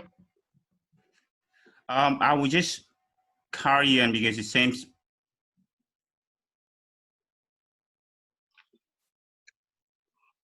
I think you're, okay, it looks like he's coming somewhere. Yeah, Can, it's coming. did you? It's just taking time. Yeah, got it. Probably was going through the supply chain. Yeah, I suspect that's part of the disruption that is taking place with COVID-19. Yeah, so I'm just going to be very quick. We'll try to cover these in about less than 10 minutes, hopefully. So my name is Oluwasoye. Oluwasoye Mafimisebi is my name, and I'm a senior lecturer in strategic management, and also I have other leadership roles at the Montfort University at the moment. But my core area of research is around business continuity, risk management, organizational resilience, and looking at fintech, especially is another key area of my work now. I'm actually working with the copyright commissions to copyright one of my fintech projects at the moment. So that's just about what I do. But the key thing I want to highlight, without necessarily to have to repeat everything that has been said previously so far, is really about business continuity, to emphasize the aspect of business continuity and resilience during and after this particular crisis. I know that there's a lot of attention currently around COVID-19, and quite rightly so, because of the nature of the exponential spread of it, and also the impact and the disruption is obviously caused to so many businesses and all that. And I've seen that quite a number of people have suddenly become a crisis expert and business continuity and organizational expert, looking at this crisis and all that. But I think one of the things is I want to provoke is the aspect of relating to crisis, the fact that it presents us with a lot of opportunities. So we know that. But looking at COVID, I know that COVID is generating a lot of attention. I know Ade earlier in his talk mentioned the research he was doing around Ebola and COVID. A lot of attention is diverted to that. And if we look at World Health Organization data, in 2018 alone, malaria in 2018, there were about 228 million cases of malaria worldwide, and death rate was about 405,000 that was killed by malaria in 2018, and the trend has actually increased more than that. And what quite shockingly, about 94% of the deaths actually occur in Africa. So why there's so much noise about COVID-19 crisis at the moment? I think possibly I will argue because the vast majority of the death is happening at the countries that have most of the countries that are affected. They have the media to control, and then they can say the narrative. The big impact, the big crises that are ongoing, that I believe that so much attention have not been paid to issues like malaria, for example, is a typical example. 228 million alone in a single year, and over 94% of the death happens in Africa. So I don't know if COVID-19 is having about maybe 94% death in Africa, whether it is going to have these so much attentions and so much issues around lockdown. That is my own food for thought in one way. Why I proceed very quickly to look at what I really want to cover today is to really cover looking at how businesses can navigate crisis and also develop their business continuity. Now, I do this partly because I just want to get a sense of what business continuity is for some of us that are not really maybe familiar with the literature around this area. And I just want to move quickly beyond the academic side, because part of my work, I think within the past 12 months, I've supported close to about 95 to 97 startup especially fintech startup. And one of the issues we've been addressing is the issue of having a proper business continuity plan. And business continuity plan, when you look at what COVID has presented us now, is much more important for not just big organizations, but for also smaller businesses. And I'm happy that we are also looking at how this is affecting the BAME communities in the UK at the moment. So how do, if you are a small business owner, if you're an entrepreneur listening to me right now, how do you ensure the continuity of your business in the face of this crisis that we are experiencing? I hope that in the next couple of slides, I will be able to show, maybe possibly give an insight into some of the resources, some of the things that you can tap into, and some of the things maybe that you can maybe possibly you've already doing, maybe continue to do them. And if you're not doing them, maybe start to maybe possibly rethink how you can navigate through them. So I will look at that. But broadly speaking, there's a lot of organizational risks. There's a lot of risk factors that this crisis, COVID-19, has prevented, and these I see them more like a network effect. They are linked together. I'm not able to cover extensively what this is. This particular slide I just try to show you to get a picture of the different impact where this particular crisis is having a very strong effect on critical infrastructures, on different aspects of our society, and different ways in which we live, in which we do business. And especially for small business, I think, and I believe that it is even much more critical now that businesses need to understand the risks that they are exposed to. Because if you don't understand the risks that your business is exposed to, then you cannot obviously develop an effective, proper, maybe a risk management plan or a business continuity plan in place to be able to manage and navigate through when a crisis happens. And even when we start to look at, I know that quite a number of what agree that we don't know what post COVID is going to look like. But what is really important from a business continuity point of view is that if you are a small business owner, you need to start to think about your continuity plan right from this period. You don't get to that stage before you start to look at your business continuity plan. What is it going to look like? How do you reshape your maybe supply chain? I did talk about that earlier on. How do you navigate? How do you rethink your business model? How do you, in terms of how you make money? So essentially, value propositions, your value proposition, because the way I see the crisis that is currently happening with COVID-19 at the moment is more of a shift of wealth from one aspect of the society to another. And it is really important that businesses kind of key in, small business entrepreneurs key in and see the opportunities in the midst of the crisis that is currently ongoing. So it does, especially I believe that for small businesses in the UK, BAME communities, BAME businesses in the UK, it provides a very profound opportunity to be able to look inward and see what more can be done to navigate. So as someone who actively research and work around crisis, I see crisis obviously as opportunity. So in the midst of crisis, in the midst of chaos, if you look deep down, if you look inward, if you are able to bring in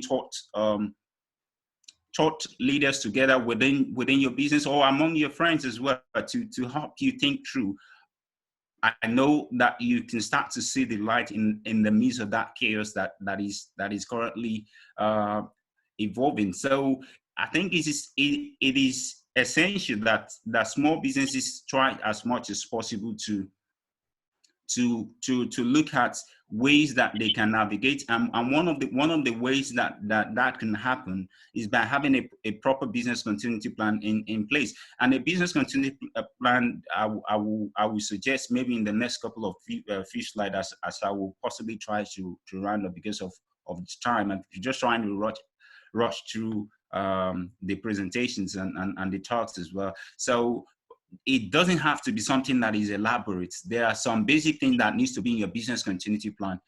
It doesn't have to be elaborate, but I'm not able to cover all that in the midst of these conversations. But I will try as much as possible to look at what some small, especially small and micro businesses needs to pay attention to, because this crisis is hitting both large organizations and smaller businesses as well.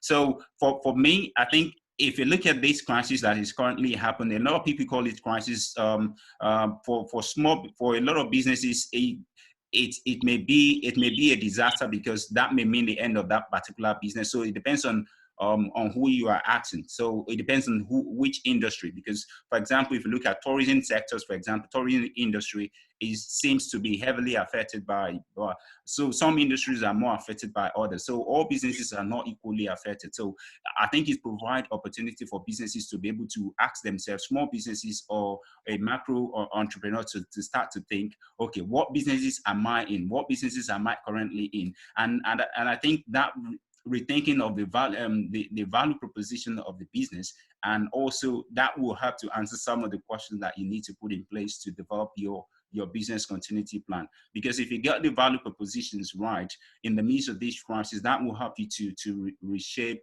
and try to redefine what you're trying to do as well, as you navigate, as you try to develop your resilience in the midst of the crisis.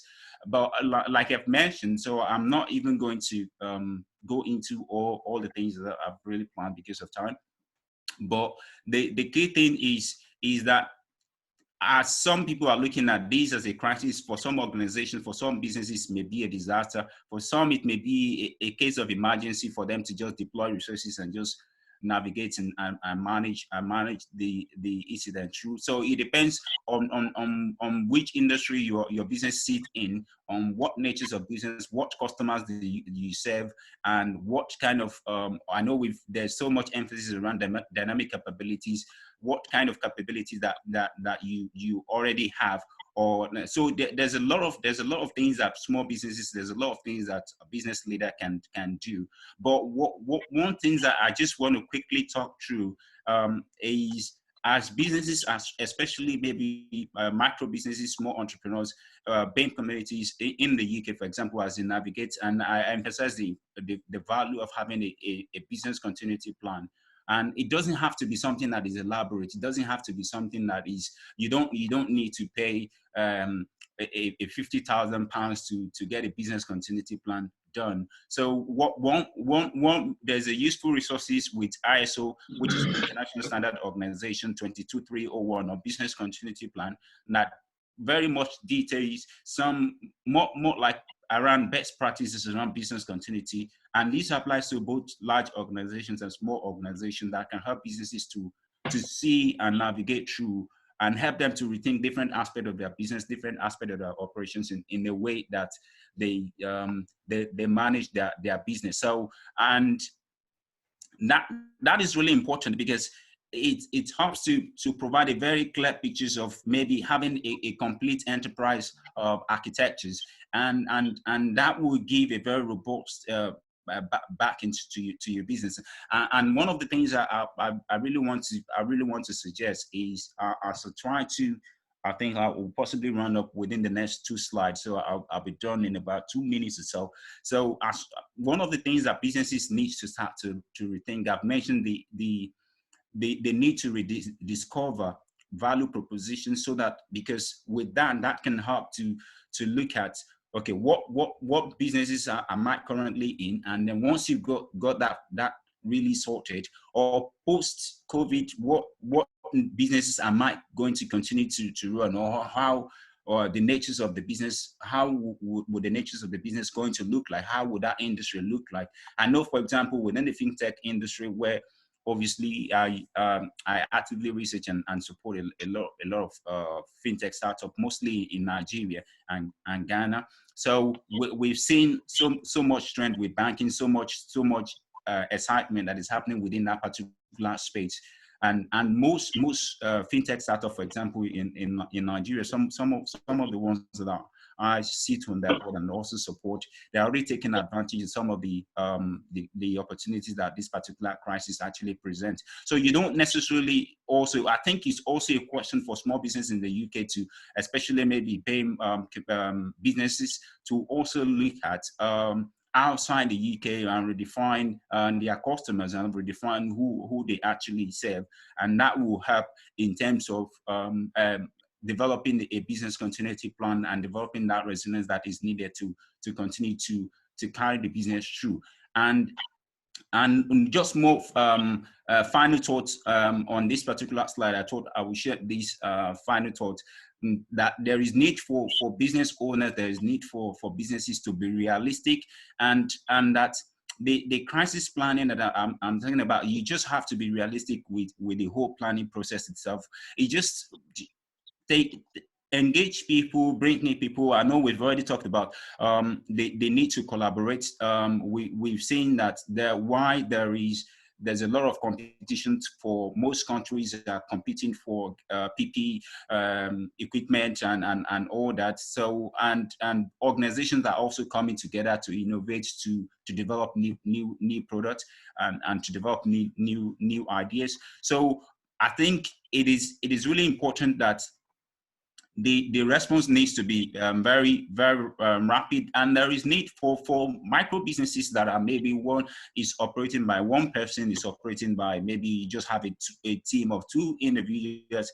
You can actually use that as your small crisis management team, and then what you do is to possibly maybe crowdsource the initiative that you need to develop your business. There's a lot of crowdsourcing platform that are out there that you can crowdsource the ideas that you need to take your business to the next level.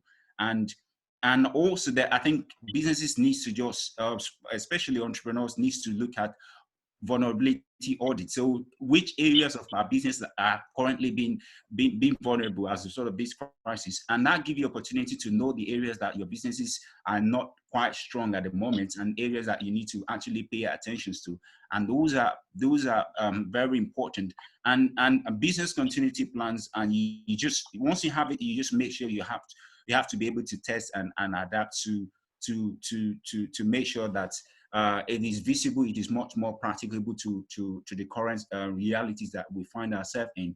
And especially, this is a time for small business. This is a time for businesses in the minority group to be visible. And I know now there's so much work, a lot of emerging work around inclusive entrepreneurship, that we're looking at inclusive entrepreneurship, but you, as a business owner, as a small business owner, you've got to take the responsibility to be visible, and by engaging in all the necessary platform that allow your business to shine through, to be able to tap into the resources that have been put together. And that may mean reconfiguration of your business itself. So big organizations will be looking at restructuring.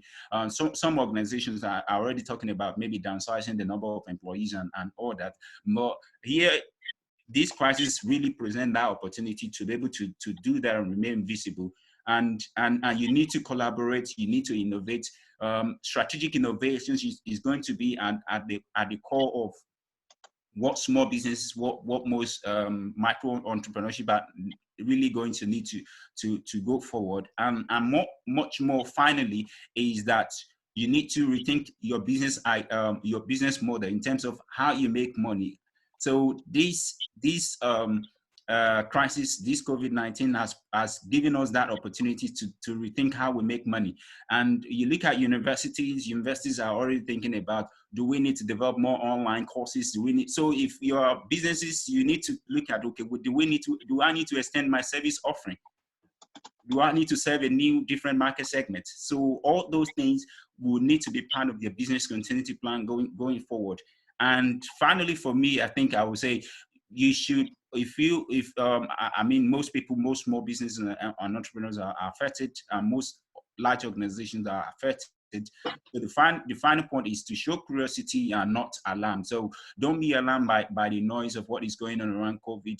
I know it's a big crisis, but COVID is not the real crisis. The real crisis, I tell you, we've got malaria there. Is over 228 million cases in 2018 alone, and we're talking about somewhere close to about 500,000 people killed by malaria. So while COVID is generating a lot of that attention, tap into the opportunity that is giving us, and use the opportunity to rediscover your business and shine through. So thank you very much. So that is all. All what I've got to kind of quickly just pass across as the message. And I know that we're going to continue with the Q&A, and I think I'll be able to maybe contribute further. Thank you, Ola, for that quick, brief insight on how business can increase continuity. Of course, you also added a few key questions and some thought-provoking practice for business to think about. But of course, in the interest of time, we had to rush you. Probably we'll invite you again to have you for more time. But one thing we need, I just wanted to add on what you mentioned. In addition to having a business continuity plan, especially now where we are in a very fluid situation. The situation is evolving on day by day. We don't know how next year will look like. It's important also to have a scenario planning. Yeah. So look at different alternatives, because this continuity plan only at some point can only work if you know how the next 3 months, 6 months, 9 months will look like. At the moment, we don't know how the next 6 months look like for some of the businesses. Absolutely. In fact, scenario planning is actually a component of the business continuity planning that is referring to the more like an enterprise-wide approach. But obviously, because of time, I'm not able to kind of deep into some of those nitty-gritty. But I will encourage some of the people that join us to look at ISO or the business continuity standards. So I'm sure that they will find the material useful. Thank you for that. And of course, throughout we've talked about business, so many supply chain and everything, but at the heart of everything is people. You know, every business needs people. And of course, we are delighted to invite Cynthia. Thank you. We are delighted to invite Cynthia also, who's here with us to share her perspective in terms of how we can manage a BME community. Hello, can you hear me? Right, can you hear me now? Yes, oh, sorry. so I was saying that we talked about too much about business and everything, but all at the heart of this, we need people to run all this activity, all this plan, or execute and run all this supply chain, do all this planning, and you need capable people. And we need to see how we can continue to encourage our BME. If you can probably shed your insight how the situation is affecting the BME community and how we can the future look like from the recruitment retention side of view, that would be helpful. Yes, fantastic. Well, thank you, Eugene, and pleasure to be here, and hello, everybody. So yeah, it's been really interesting, I suppose, as a BME entrepreneur myself, just the fantastic insight that's come through, and you know, I was busy scribbling notes and taking some of the insights. And all of that business retention, because I think there's so much that we need to be thinking of as business owners, and it was really good insight, you know, around as a community, what could we be doing? But I think at the part of any business is your people. You know, you do not have a business unless you've got good people around you. And I think now more than ever, it's really, really important to make sure that you retain your staff, you keep your staff motivated, because you are definitely going to need them once we start coming out of this. So, I mean, I'll try and share my screen as well, and see if I can just give you a little bit of an insight into. And I will make it quick. So sorry. Okay, there we go. Perfect. So just a little bit of introduction into me and what I do. So I'm Cynthia Davis, and I run a couple of businesses that focus a lot on recruitment, especially within the diverse communities. So that's the BAME communities, gender, LGBTQ, those with disability, and also working parents and carers. So a lot of the work that we do is working within a number of sectors. So that could be from the private sector to not-for-profit, to kind of charities as well. So the clients that we deal with are very, very diverse. And I'm also chair of a board that focuses on diversity and inclusion. So and I suppose in terms of from a recruitment point of view, you know, this is bread and butter what I do every day across both my businesses. So from a recruitment point, you know, it's been really interesting to see how different companies have approached this. So there's a lot of companies that have immediately had to kind of furlough their staff, which, you know, as a business ourselves, we've had to look at that as an option in terms of making sure that we retain that talent. So, you know, the government came up with a fantastic scheme on making sure that, you know, companies could retain you know, those employees through the furlough system. That's been really helpful for a lot of people, and, you know, it's allowed companies to take the time that they need to look at navigating through this world that we find ourselves, but still making sure at the heart of that they are retaining and keeping their staff. And what's also been quite interesting to see is the different kind of initiatives that the government has put in place to make sure that you know, people are supported throughout this. I've heard some conversations throughout this of how people have struggled to access some of those, whether the business continuity kind of loans, which a business like ours, we've been trying to access those as well. And it is true that it's very, very difficult to you know, get through to even start the application process. But, you know, I was looking at this with two hats on, one as a recruiter and somebody that's dealing with recruiting and retaining talent on a daily basis, but also looking at it as an employer myself, and, you know, what we've had to do as a small business to try and adapt and make sure that we keep our staff and we retain that talent. You know, and I think on a daily basis, we're hearing of companies closing down or, you know, going into administration. I think the other day, the biggest one was BA, which announced 12,000 jobs are going to be made redundant. And today, again, Ryanair has got a further 3,000 people that are being made redundant. So there's a lot that, you know, uncertainty for businesses, and, you know, everyone's having to look at their cash flow. All businesses are having to try and look at a way to sustain their businesses, but also to try and make sure that, you know, after all this, there is a business to come to, you know, for those employees.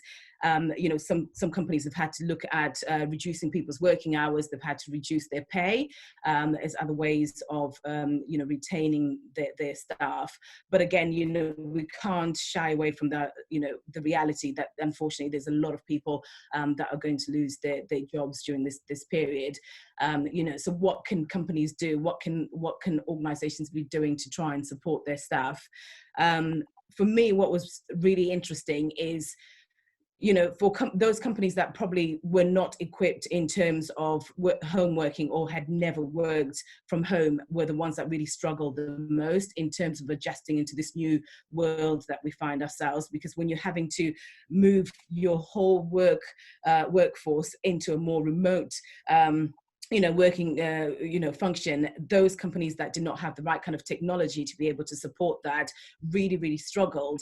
You know, they didn't have the right, you know, kind of platforms that would allow people to be able to connect and continue that kind of business. So that's really showed the inequality in terms of those businesses that could easily adapt or could, you know, quickly look at ways that they could still keep their staff working, but in a different kind of environment, whether that was remotely or in different kind of capacity. But what that's done is, you know, it's affected not only the businesses, but also the employees within those businesses, because they've had to then adapt to a very different way of working. That's had a massive impact on, you know, people's mental health.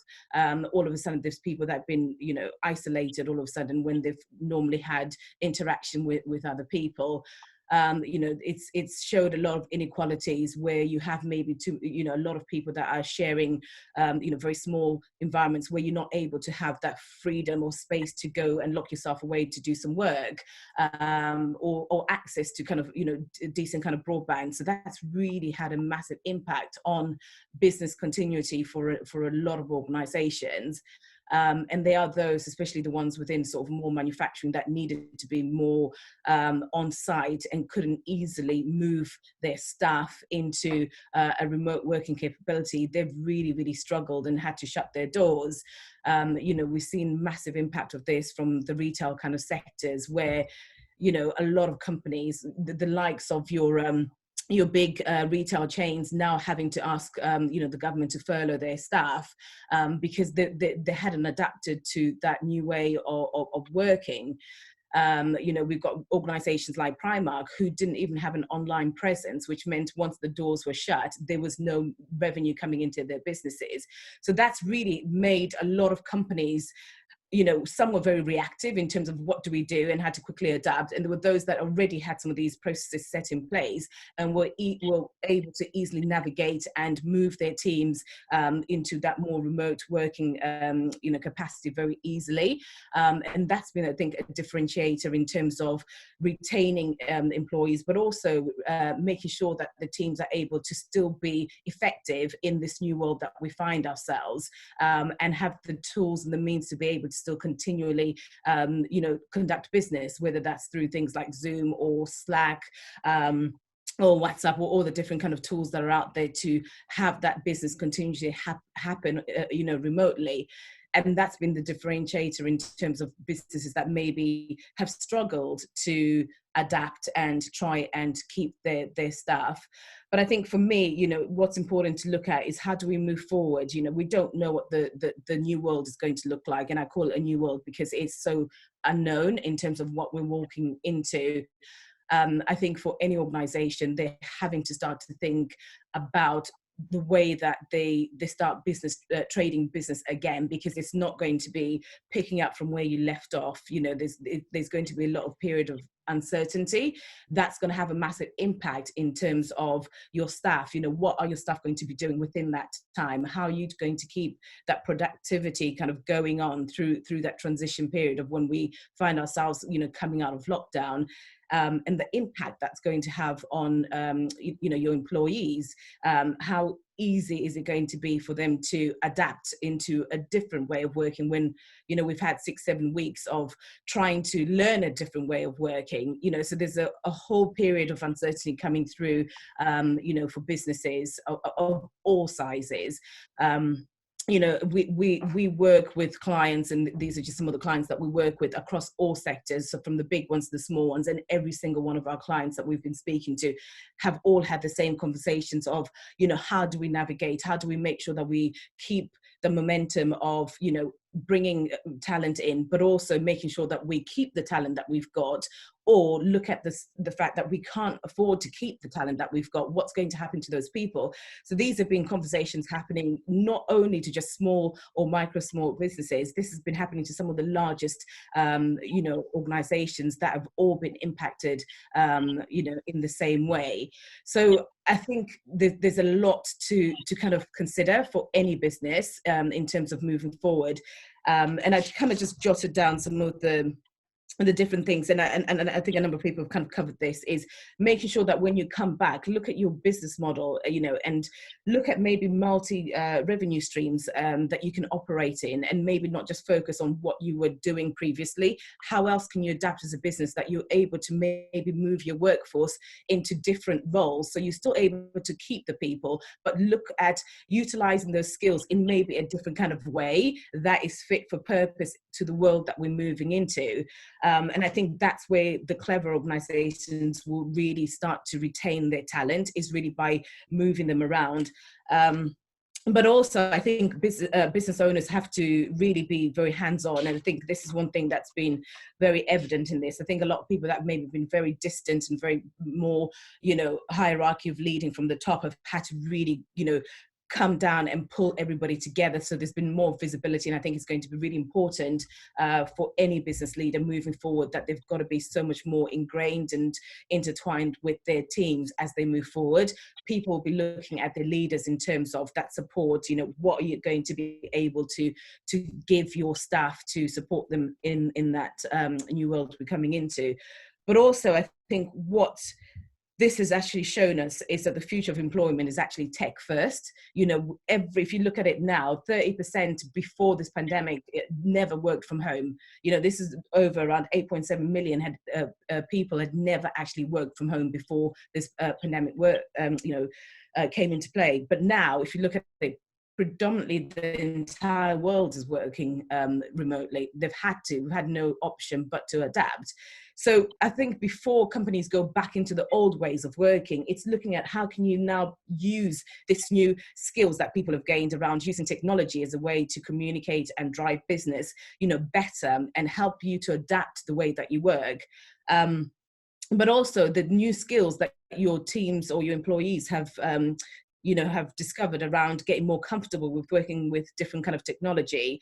They've gained additional skills in this period that you could then use to, create different business streams or different avenues for you to trade in.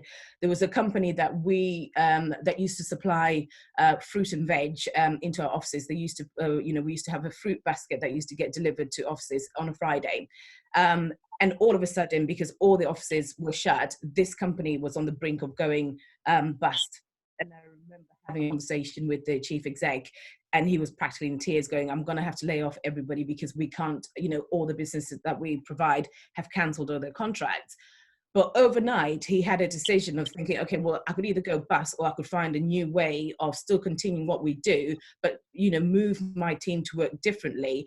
And they started creating boxes that they were then fruit and veg that they were selling more to the NHS and people that weren't able to go out and physically go into shops and get the fresh fruit and veg supplies. And overnight, what could have been a really terrible story for his business became something very innovative and creative, and is now flying. He's got orders that he's had to hire more people to come and deliver. So in a way, his business has actually expanded by him thinking creatively and innovating. So I think there's a lot that businesses can be doing once we start navigating our way through this phase. Is how are you going to adapt? How are you going to see business? And I think at the moment we're very much in survival mode, that a lot of businesses are just trying to stay afloat and trying to keep moving and keep hanging on to see how this plays out. But it's about how you utilize the people that you've got in the business to help you to navigate through that, because you will need them on the other side.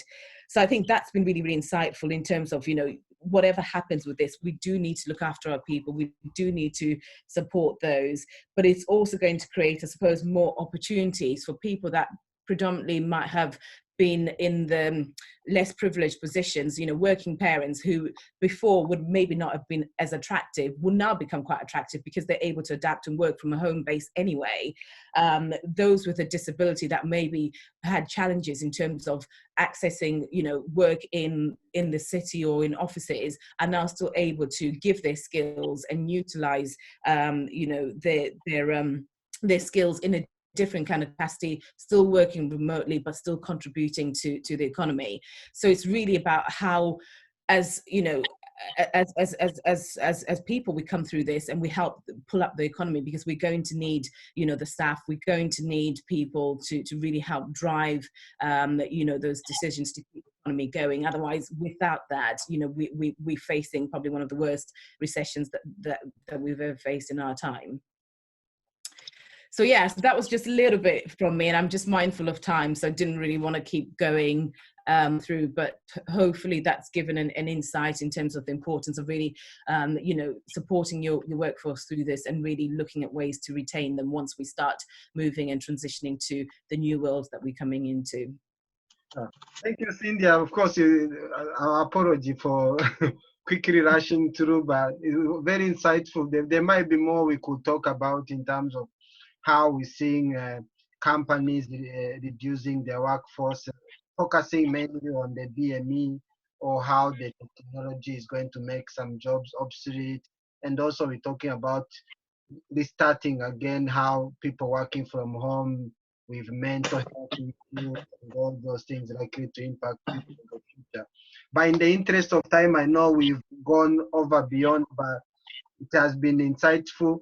I don't know if Dennis, if you managed to go through some of the questions, and if we can maybe answer one or two before we if the Yes. don't mind. Thanks, Eugene. I'm very mindful of the time, so I really want. I think most of the questions have been answered. There were questions about the financial challenges, and those have been addressed. There were questions about the technological implications for business, and again, those have been addressed from an innovation perspective. I think quite a number of you talked about them, including Dr. Sisay. There were questions about societal changes and the impacts of that.